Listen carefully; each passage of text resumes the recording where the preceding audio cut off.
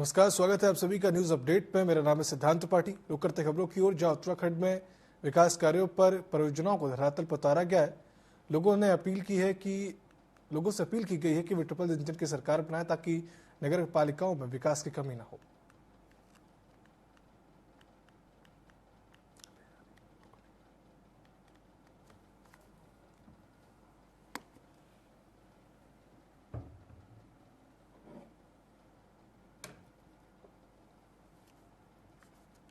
हर जगह पर लोगों का बहुत बड़ा समर्थन मिल रहा है और एक तरफा भारतीय जनता पार्टी के प्रत्याशी नगर निगम में, नगर पालिकाओं में और नगर पंचायतों में जीतेंगे। निकायों में एक बड़ी सरकार, बड़ी बहुमत की सरकार। इस वर्ष 3 बड़े काम इस महीने में होने वाले हैं। पहला काम, निकायों में भाजपा की सरकार बनने वाली, ट्रिपल इंजन बनने वाला है 25 तारीख को। और दूसरा काम, हम समान नागरिक संहिता यूसीसी को प्रदेश के अंदर लागू करने वाले हैं।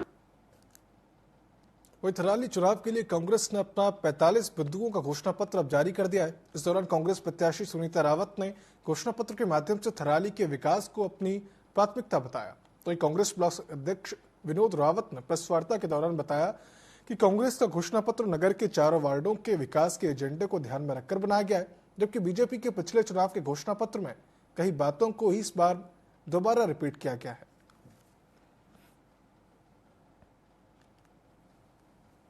ने जो बोला है ये घोषणा पत्र नहीं बल्कि इनका शपथ पत्र के रूप में हम इसको प्रस्तुत कर रहे हैं जनता के सम्मुख। और आपको और पूरी थराली क्षेत्र की जनता को ये आश्वासन देना चाहते हैं कि विगत 5 वर्षों में जो ट्रिपल इंजन की सरकार, भारतीय जनता पार्टी के जो यहाँ पर नगर के चेयरमैन थे और विधायक उनके हैं, सरकार केंद्र और राज्य में उनकी है, जो वो नहीं कर पाए इस थराली के लिए, वो कांग्रेस की जो उम्मीदवार हैं, ये जीतने पर थराली के लोगों के जिनको आशीर्वाद और इनको मतदान इनके पक्ष में होता है, वो सारे लोगों के सहयोग से इस कार्य को किया जाएगा। जो भी अपेक्षाएं थराली की जनता की है, हमारी अध्यक्षा उनको पूरा करने में पूरा प्रयास करेगी। ब्लॉक कांग्रेस कमेटी ने नगर पंचायत जो हमारे अध्यक्ष प्रत्याशी हैं श्रीमती सुनीता रावत, उनके जो विगत जीतने के बाद 5 साल का जो कार्यकाल होगा, उस कार्यकाल का हमने एक घोषणा पत्र इस थराली के विकास के लिए, इस थराली के तमाम तोपों के विकास के लिए हमने जो लॉन्च किया है, हम उसको आज लॉन्च करते जा रहे हैं। लेकिन हम आपको आश्वासन दिला देना चाहते हैं इस कार्यालय से समस्त प्रभारी महोदय और जो अध्यक्ष जी हैं, उन सबके सामने आपको ये आश्वासन दिलाना चाहते हैं कि हमारा जो घोषणा पत्र होगा, ये घोषणा पत्र अस्थायी 5 वर्षों में हम जमीन पर लाने का काम करेंगे। और जो भाजपा का घोषणा पत्र होगा उसकी तरह नहीं होगा। ये भाजपा का पुराना घोषणा पत्र है, आप इसको देखिए। उसी को जो पिछले 5 वर्षों में कार्यकाल में को पूरा करने के बाद उसी घोषणा पत्र को इन्होंने पुनः दोबारा लॉन्च किया है। वही लाल कुआं में कांग्रेस ने नगर पंचायत अध्यक्ष प्रत्याशी डॉक्टर अस्मिता मिश्रा के समर्थन में आज शक्ति प्रदर्शन करते हुए नगर में जुलूस भी निकाला। इस दौरान उत्तराखंड के नेता प्रतिपक्ष यशपाल आर्य, पूर्व विधानसभा अध्यक्ष गोविंद सिंह कुंजवाल, जिला अध्यक्ष राहुल छिंवाल समेत कई दिग्गज नेताओं ने शिरकत की। वहीं डॉक्टर अस्मिता मिश्रा के पक्ष में मतदान देने की अपील की गई। इस दौरान बड़ी संख्या में नगर पंचायत क्षेत्र के सैकड़ों लोगों ने रैली में शिरकत करते हुए डॉक्टर अस्मिता जिंदाबाद के नारे भी लगाए।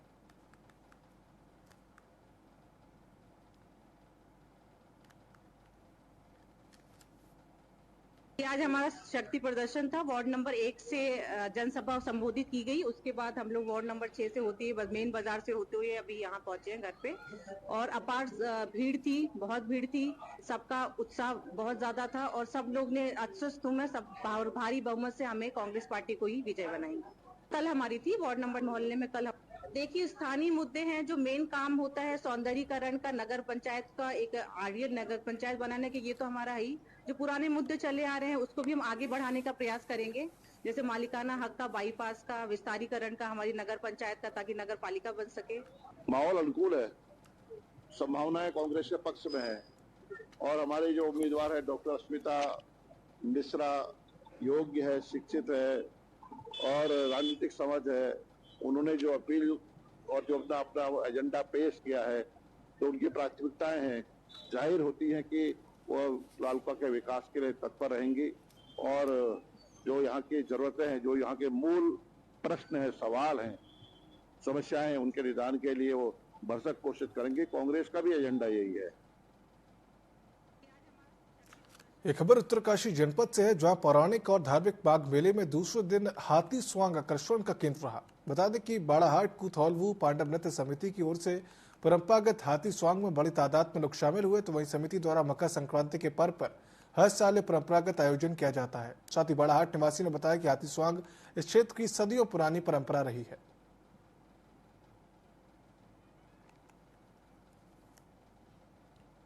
से जो व्यापार होता था तो यहाँ पर लोग आते थे और यहाँ के लोग भी वहाँ पर लाते थे। तो एक बाड़ाहाट जो एक जगह है, तो इस स्थान पर यहाँ पर व्यापार होता था।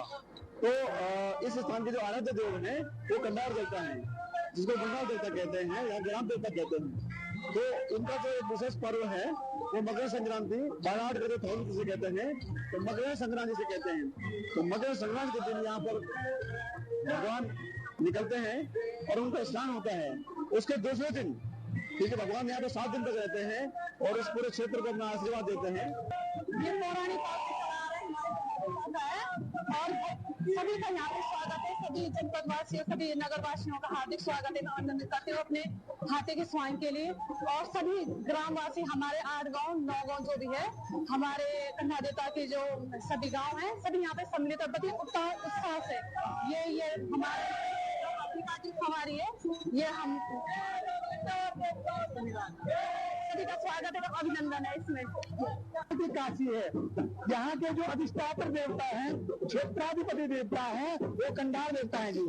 और कंडार देवता का पूजन यहाँ पर जो मकर राशि में जब सूर्य आ जाते हैं तो यहाँ पर जो माघ मेला लगता है, जैसे कि कुंभ चल रहा है, ये हिमालय का कुंभ है। तो हिमालय की जो हमारे देवता है, कंडार देवता है, इनकी जो यात्रा गज यात्रा भी होती है, इसमें पूरे क्षेत्र के उसके आनंद उत्तराखंड में नगर निकाय चुनाव में 11 नगर निगमों के लिए आज भाजपा ने अपना संकल्प पत्र जारी कर दिया। देहरादून में मुख्यमंत्री पुष्कर सिंह धामी पार्टी मुख्यालय में प्रदेश की उपलब्धि पत्र और 11 नगर निगमों का संकल्प पत्र सार्वजनिक किया गया। इस मौके पर मुख्यमंत्री पुष्कर सिंह धामी ने कहा कि निकायों की दृष्टि से निगमों की सरकार बहुत महत्वपूर्ण होती है, इसलिए हमने 11 नगर निगमों का संकल्प पत्र आज जारी किया। इस संकल्प पत्र में किस तरीके से शहरों का विकास करेंगे, कूड़ा प्रबंधन, स्मार्ट सिटी और ग्रीन सिटी क्षेत्रों को बनाएंगे, इस पर जोर दिया गया है। उन्होंने जनता से तीसरी बार सरकार बनाने की अपील की है।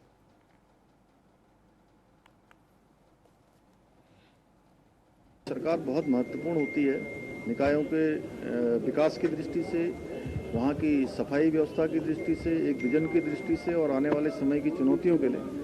इसलिए हमने 11 के 11 नगर निगमों का अपना संकल्प पत्र की हम किस प्रकार से उन शहरों का विकास करेंगे, वहाँ का कूड़ा प्रबंधन करेंगे, वहाँ पर स्मार्ट सिटी की तर्ज पर किस प्रकार से वहाँ सीवरेज अन्य व्यवस्थाएं सुनिश्चित करेंगे, ग्रीन सिटी बनाएंगे, क्लीन सिटी बनाएंगे और हर दृष्टि से उस निकाय क्षेत्र में रहने वाले सभी लोगों को सभी सुविधाएं मिलें, एक अच्छा जीवन उनका हो।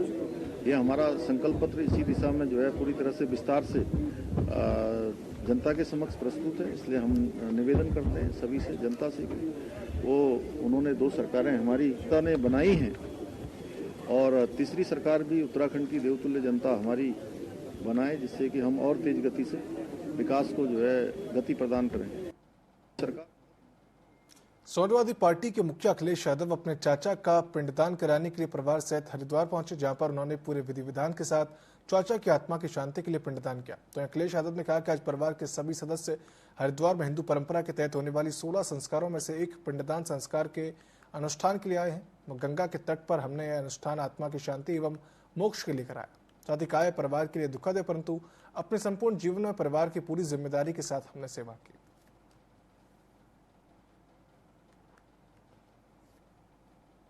अनुष्ठान होते हैं पिंडदान,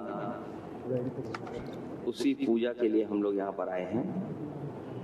माँ गंगा के किनारे हम लोगों ने पूजा की है और ये अनुष्ठान मोक्ष के लिए और आत्मा की शांति के लिए यहाँ के पंडित जी के माध्यम से हम लोगों ने कार्य कराया है। चाचा हमारे बीच नहीं रहे, इसलिए हमें परिवार के सदस्यों के साथ जो अनुष्ठान करने आना पड़ता है वो हम लोग करने आए हैं। अल्मोड़ा जिले की रानीखेत नगर पालिका चिलियानौला में चुनावी घमासान तेज हो चुका है। नगर पालिका चिलियानौला में अध्यक्ष पद के लिए 4 दावेदार चुनावी मैदान में ताल ठोंक रहे हैं। यहाँ अध्यक्ष पद के लिए बीजेपी और कांग्रेस दोनों की प्रतिष्ठा दांव पर लगी हुई है। यहाँ पूर्व सीएम हरीश रावत के भतीजे अरुण रावत पर पार्टी की साख टिकी है, जबकि रानीखेत विधायक प्रमोद नैनवाल के लिए बीजेपी प्रत्याशी मदन करवारवी को जिताना प्रतिष्ठा का सवाल बन गया है।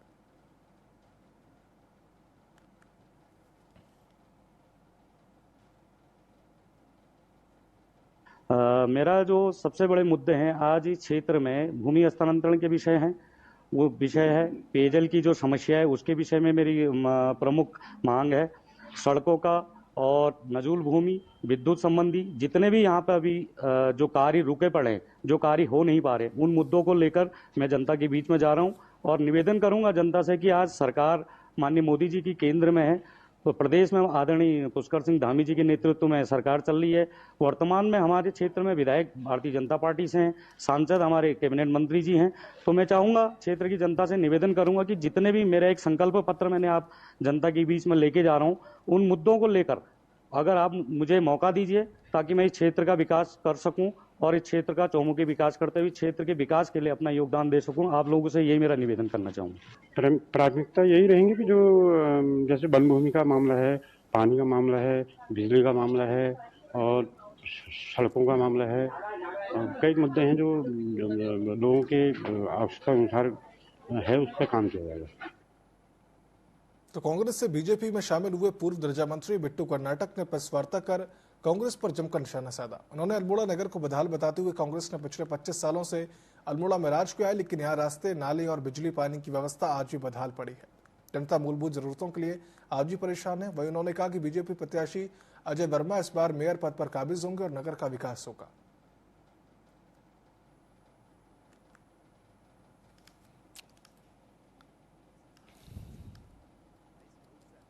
नालों के लिए दी थी, वो अभी तक खर्च नहीं हो पाई, नाले नहीं बन पाए हैं, रास्ते नहीं है, पथ प्रकाश नहीं है। ये जो 15 साल का कार्यकाल था हमारे नगर पालिका का और पूरे 25 साल से तो कांग्रेस बैठी है। भैया बताओ ना आपने क्या काम किया, और आप तो लगातार 10 साल से बैठे हैं और उस 10 साल का कार्यकाल रो रो के चीख चीख के कह रहा है कि अल्मोड़ा का विकास मर गया, अल्मोड़ा का विकास मर गया। अब हम विकास को पैदा करेंगे, नए सिरे से विकास होगा और अल्मोड़े में समग्र विकास होगा। जिन जिन क्षेत्रों में इन्होंने विकास के पहियों को जाम करने का काम किया, अब विकास की गाड़ी तेज गति से दौड़ेगी। टिहरी जिले के चंबा में पूर्व कैबिनेट मंत्री और बीजेपी नेता दिनेश धने ने एक निजी होटल में निकाय चुनाव को लेकर बीजेपी कार्यकर्ताओं की बैठक ली। इस मौके पर उन्होंने सभी कार्यकर्ताओं से बीजेपी प्रत्याशी शोभानी धनोला के प्रचार को तेज करने के लिए कहा और एकजुट होकर काम करने की अपील की। इस मौके पर बीजेपी प्रत्याशी शोभानी धनोला ने सभी कार्यकर्ताओं से उनके पक्ष में मतदान करने की अपील की है।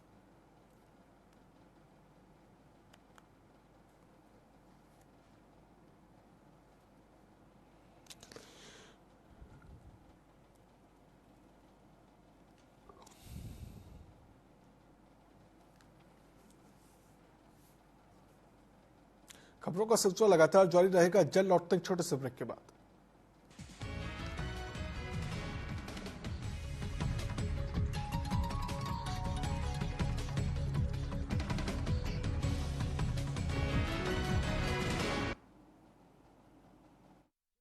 प्रधानमंत्री नरेंद्र मोदी जी की प्रेरणा से मध्य प्रदेश के विजनरी मुख्यमंत्री डॉक्टर मोहन यादव प्रदेश के औद्योगिक विकास को नई गति देते हुए युवाओं के लिए रोजगार के नए अवसरों का सृजन कर रहे हैं। मुख्यमंत्री जी के नेतृत्व में उज्जैन, जबलपुर, ग्वालियर, सागर, रीवा और नर्मदापुरम में की गई रीजनल इंडस्ट्री कॉन्क्लेव 4 महानगरों में रोड शो और जर्मनी, यूके के दौरे से प्रदेश में अब तक लगभग 5 लाख करोड़ के निवेश प्रस्ताव प्राप्त हुए हैं। साथ ही रोजगार के नए द्वार खुले हैं। आर्थिक समृद्धि की यह सतत यात्रा राजधानी भोपाल में 24 फरवरी से होने वाली 2 दिवसीय ग्लोबल इन्वेस्टर समिट में नए कीर्तिमान गढ़ने के लिए भी तैयार है। इससे पहले निवेश की इस श्रृंखला में अगली रीजनल इंडस्ट्री कॉन्क्लेव 16 जनवरी 2025 को सांस्कृतिक विरासत से समृद्ध, बेहतर परिवहन नेटवर्क और खनिज संपदा के लिए विश्व प्रसिद्ध शहडोल में होने जा रही है, जिसमें देश दुनिया के उद्योगपति शामिल होंगे। यहाँ बायर सेलर मीट और 1-to-1 डिस्कशन के माध्यम से लॉजिस्टिक्स हब, कोल माइंस, पर्यटन, स्वास्थ्य, ऊर्जा और इंफ्रास्ट्रक्चर जैसे अनेक क्षेत्रों में निवेश पर चर्चा होगी। आइए माननीय मुख्यमंत्री डॉक्टर मोहन यादव की गरिमामय उपस्थिति में होने जा रहे इस अभूतपूर्व कार्यक्रम के साक्षी बने। देवभूमि उत्तराखंड अब खेल भूमि बनने को है तैयार। पहली बार राष्ट्रीय खेलों के आयोजन से उत्तराखंड बनाएगा नई पहचान। 28 जनवरी से 14 फरवरी 2025 तक आयोजित होने वाले नेशनल गेम्स की तेजस्विनी मशाल और शुभंकर मौली देश भर के खेल प्रेमियों को लुभा रहा है। इस ऐतिहासिक अवसर को सफल बनाने के लिए राज्य में खेलों का बेहतरीन इंफ्रास्ट्रक्चर तैयार किया गया है, जहां प्रदेश के खिलाड़ी जमकर पसीना बहा रहे हैं। 38वें राष्ट्रीय खेलों में एथलेटिक्स, हॉकी, साइकिलिंग जैसे 35 से ज्यादा खेलों में देश भर के करीब 10,000 खिलाड़ी अपना हुनर दिखाएंगे। राष्ट्रीय खेलों के आयोजन से उत्तराखंड की खेल प्रतिभाओं को एक नया मंच मिलेगा। प्रदेश में स्पोर्ट्स इकोसिस्टम तैयार होगा, जिससे खेलों के प्रति ज्यादा से ज्यादा युवाओं का रुझान बढ़ेगा। राष्ट्रीय खेलों से चमकेगा उत्तराखंड, खेलेगा उत्तराखंड, जीतेगा उत्तराखंड।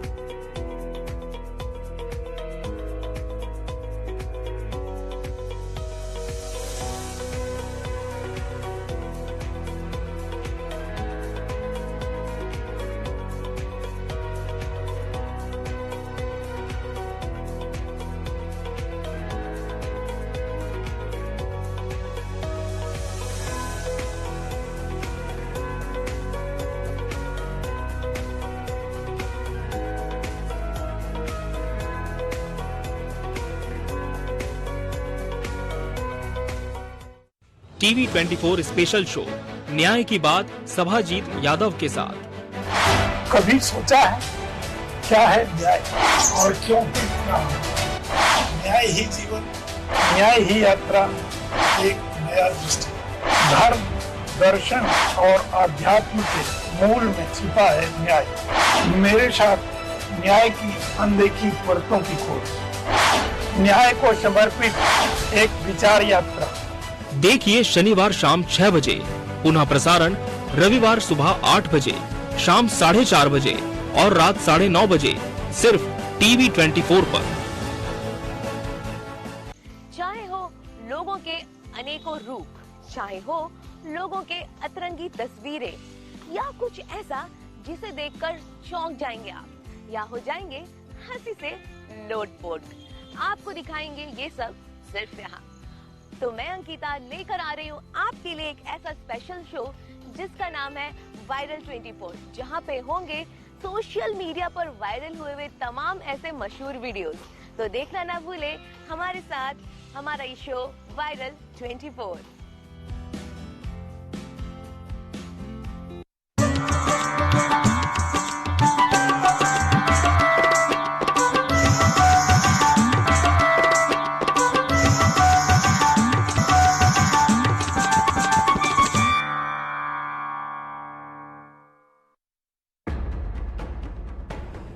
देश के धुरंधरों से बेबाक बातचीत, आपके सवालों का हम मांगेंगे जवाब। तीखे सवालों की जानिए हकीकत, सवाल सियासत के, सवाल समाज के, सवाल मुद्दों के, सच जो आप जानना चाहते हैं, हम लाएंगे दिग्गजों का सच सामने। बिना पर्दा, बेझिझक, बेबाक, सवालों का तूफान, जवाबों का सैलाब। देखते रहिए चैनल हेड मोहित साहू के साथ सीधी बात माननीय के साथ, हर रविवार शाम 7 बजे सिर्फ टीवी 24 पर।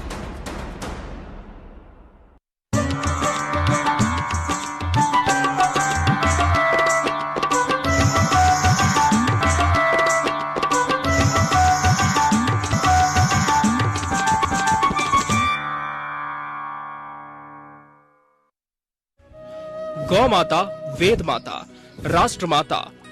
टीवी 24 की खास मुहिम गौ रक्षा अभियान। प्रातः वंदनीय, सर्वदा पूजनीय गौ माता की सेवा है परम पुण्यदायी। गौ रक्षा का ले संकल्प, गौ रक्षा के लिए बढ़ाए कदम। गौ सेवा धर्म सेवा, गौ सेवा राष्ट्र सेवा। निभाए अपनी जिम्मेदारी, गाय की सेवा के लिए आगे आए।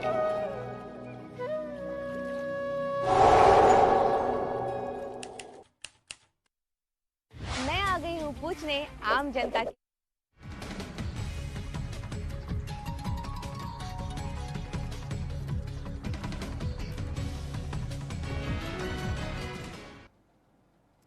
ब्रेक के बाद आपका स्वागत है। रुक करते खबरों की ओर, जहां तराई में कॉर्बेट से लगे वन प्रभाग वन्य जीवों के लिहाज से काफी संवेदनशील बना हुआ है। यहां के तराई पश्चिमी वन प्रभाग में बीते 3 महीनों में 3 बाघों की मौत रोड एक्सीडेंट की वजह से हुई, जबकि एक मामले में कुत्तों ने गुलदार के बच्चे को मौत के घाट उतार दिया।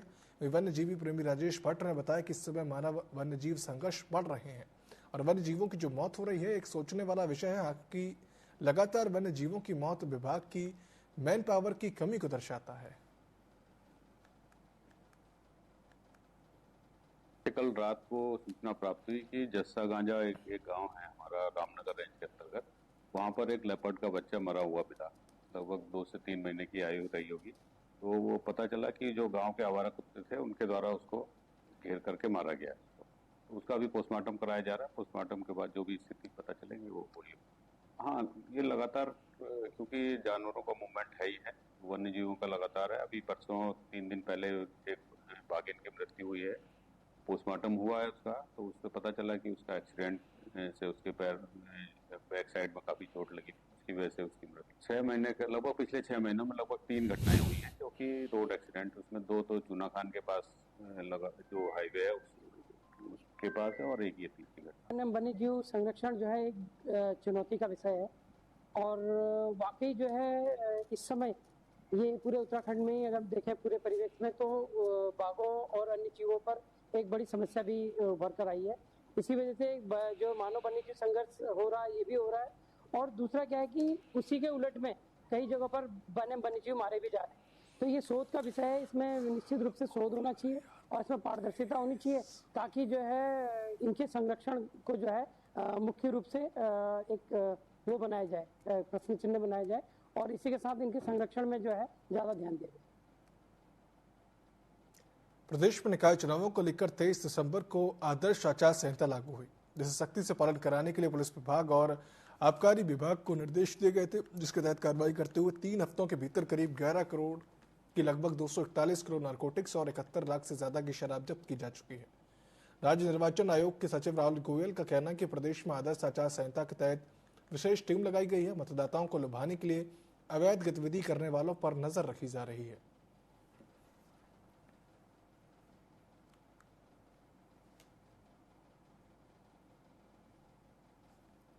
दिनांक 23 की साय से लास्ट मंथ प्रभावी हो गई थी और इस बार आयोग द्वारा जो है एक्सपेंडिचर मॉनिटरिंग के लिए एक तंत्र विकसित किया गया था, जिसके अंतर्गत जो व्यय प्रेक्षक होते हैं एक्सपेंडिचर ऑब्जर्वर्स, इनकी भी तैनाती की गई थी और जिला निर्वाचन अधिकारियों को यह निर्देश दिए गए थे कि वो जिला स्तर पर प्रशासन, पुलिस और आबकारी की टीमों का गठन करें।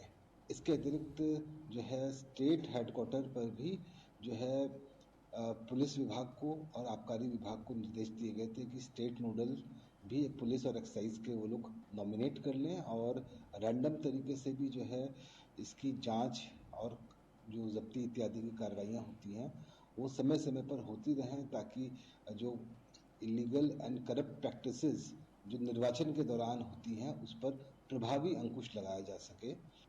दिनांक 23 की साय से। वहीं पौड़ी बस हादसे में अपनी संवेदना व्यक्त करते हुए प्रदेश कांग्रेस के पूर्व अध्यक्ष गणेश कोदियाल ने मृतकों के परिजनों को दी जाने वाली मुआवजा राशि पर सवाल उठाए। उन्होंने कहा कि बीते 25 दिसंबर को नैनीताल जिले में हुए बस हादसे में मृतकों के परिजनों को 10-10 लाख रुपए का मुआवजा राशि दी गई, लेकिन पौड़ी में ये पैमाना कम कर सिर्फ 4 लाख का मुआवजा राशि देने की घोषणा की गई, जो कि न्याय संगत नहीं है। कांग्रेस के पूर्व अध्यक्ष ने मांग की है कि मुआवजा राशि की या अलग अलग पैमाने बदले जाएं।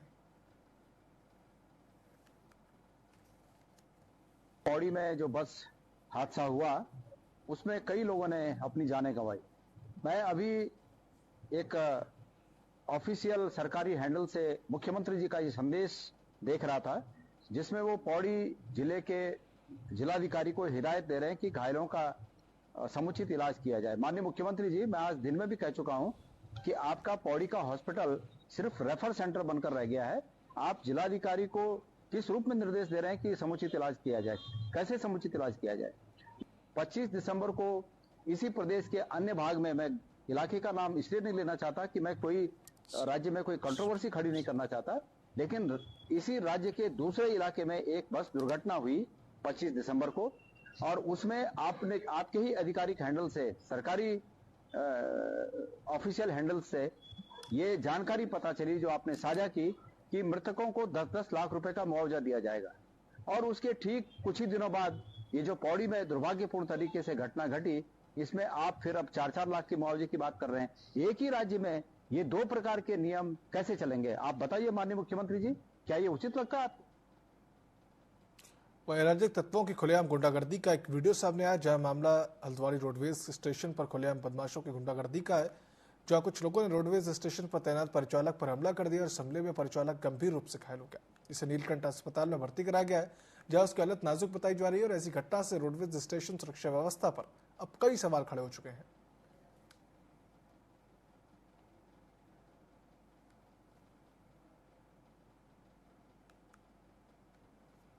न्यूज अपडेट की इस बुलेटिन में फिलहाल इतना ही। आप देखते रहिए TV24। शुभ रात्रि।